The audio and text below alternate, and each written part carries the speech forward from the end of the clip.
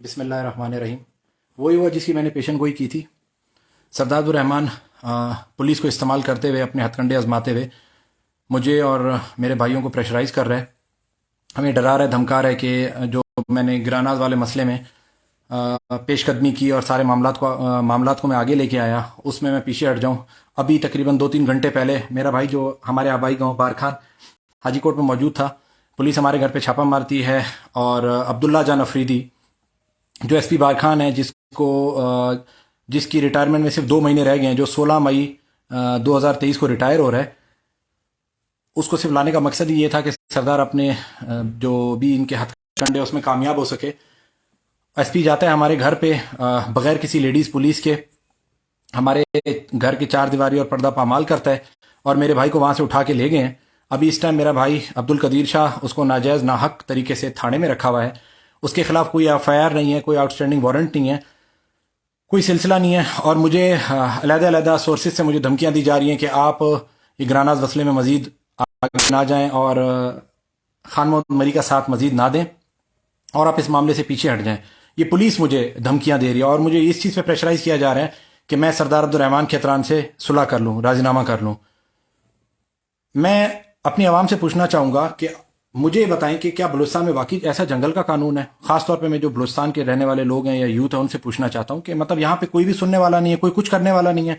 Police अगर एक minister है या एमपी है, ठीक है, वो एक अवामी नुमाइंदा या उसको अवाम ने इलेक्ट किया है ताकि वो अवाम की जान माल की हिफाजत कर सके, और वो उससे उल्टा ये काम कर रहा है। वो ये काम कर रहा है कि वो सिर्फ अपने आप को प्रोटेक्ट कर रहा है और अपने जो भी गंदे मंसूबात हैं उनको पूरा करने के लिए पुलिस को इस्तेमाल कर रहा है। मेरी डीआईजी, जो हमारी रेंज की डीआईजी हैं, सलीम रेड्डी, उनसे भी बात हुई तो उस पर भी वो कोई एक्शन लेने को तैयार नहीं। आईजी साहब को मैंने मैसेज की, कॉल की, वो मुझे रिप्लाई नहीं कर रहे। डीपीओ मेरी कॉल नहीं उठा रहा।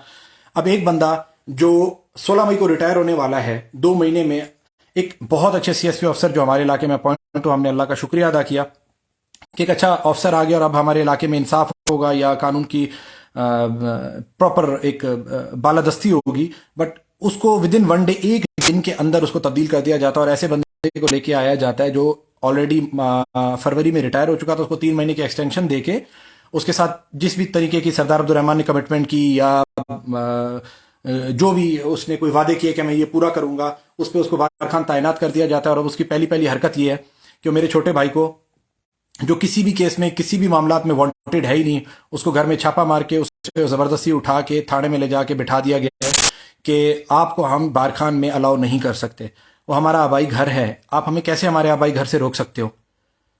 अगर वाकई इतना जंगल का कानून है तो मुझे नहीं समझ आता कि पुलिस के होने का बलूचिस्तान में मकसद क्या है। आवाम के टैक्स से उनको तनख्वाहें क्यों दी जा रही हैं। अगर यही कुछ करना है तो आप पुलिस को छोड़ें, हम लोग को हमारे हाल पे छोड़ दें। हम लोग खुद ये इंसाफ करना जानते हैं, हम लोग खुद अपना इंसाफ कर लेंगे, जैसे भी करें। जो जंगल का कानून होता है, जो जिससे लड़े कोई पूछने वाला नहीं है। दूसरा ये कि मुझे अभी, क्योंकि मैंने भी कुछ दिनों तक बारखान जाना है, तो मुझे ये 1000% कन्फर्म है कि मैं जैसे ही बारखान जाऊंगा पुलिस मेरे खिलाफ भी इंतकामी कार्रवाई करेगी। ग्रानाज के मसले पे मैंने सिर्फ हक और सच की आवाज़ उठाई, जिस पे अब अब्दुल रहमान पुलिस को इस्तेमाल करते हुए मुझे दबाने की कोशिश कर रहा है। अब मैं तो फरियाद कर करके थक गया हूं। अब यही हो सकता है कि मैं अभी इससे अगला जो मेरा स्टेप होगा यही होगा कि इंशाल्लाह मैं अदलिया से, अपनी अदलिया के पास जाके रिक्वेस्ट, हैरेसमेंट की रिट होगी या जो भी होगी, एसपी और डीआईजी के खिलाफ जिस तरीके से भी होगा वो मैं रद्द-ए-अमल अपना करूंगा। उसके अलावा मेरी आवाम से दरख्वास्त है, आप इस चीज़ को ज़्यादा देखें। अगर आपको वाकई लगता है कि चीज़ गलत है, ये बुरी है, तो इसको सोशल मीडिया पे इतना ज़्यादा आगे चलाएं, इतना ज़्यादा फॉरवर्ड करें ताकि ये 22 करोड़ आवाम तक मेरी आवाज़ पहुंचे कि हमारे साथ सरदार अब्दुल रहमान, जो कि मिनिस्टर है सीएनडब्ल्यू का, किस तरीके से नाहक नाजायज़ पुलिस को इस्तेमाल करते हुए अपने काली करतूतें हम पे लागू करने की कोशिश कर रहे हैं। सारी दुनिया को पता है कि ग्रानाज के बच्चों को किसने अगवा किया, सारी दुनिया को पता है कि उन 2 लड़कों को किसने कत्ल किया। 15 दिन के अंदर ये बंदा पता नहीं कैसे बाहर आ जाता है। 3 कत्ल। अब पुलिस को देखें कि एफआईआर हो रही है और वो नामालूम बंदे पे हो रही है।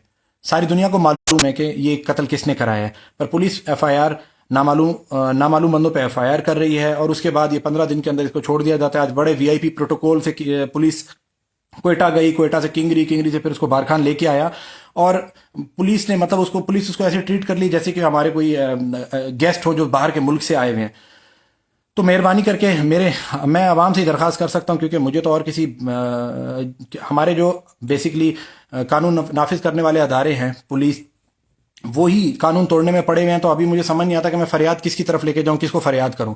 میرا اگلا اسٹیپ یہ تھا کہ جو امیرہ بی بی تھی جس کی لاوارث لاش کہا گیا تھا, میں اس پہ وہ آگے اس کو ٹیک اپ کرنے لگا تھا, اس پہ کیس وغیرہ جو بھی مجھ سے بن پڑ سکتا, جو میں کرتا وہ میں کرنے کو تیار تھا. پر اس سے پہلے یہ انتقامی کاروائی ہمارے خلاف شروع کر دی گئی ہے. اب پولیس مجھے بار بار فون کر کے الگ الگ سورسز سے یہ دھمکیاں دے رہی ہے کہ آپ سردار الرحمان سے صلح کریں, نہیں تو ہم آپ کے خلاف بھی قانونی کاروائی کریں گے. میری عوام سے درخواست ہے, میری اس ویڈیو کو زیادہ سے زیادہ فارورڈ کریں اور زیادہ سے زیادہ آگے لوگوں تک پہنچائیں, تاکہ یہ پولیس کی جو وحشیانہ اور بے دردی یہ جو حرکات چل رہی ہیں, تاکہ ہم لوگ عوام کے سامنے لے کے آئیں کہ بلوچستان میں تو قانون ہے ہی نہیں, جنگل کا قانون ہے. آپ بلوچستان میں کچھ بھی کر سکتے ہو پولیس کے تھرو, کچھ بھی جائز ناجائز کچھ بھی کر سکتے ہو. تو بس میں اس سے زیادہ اور کیا بولوں, میرے پاس تو آگے کوئی الفاظ ہی نہیں ہے.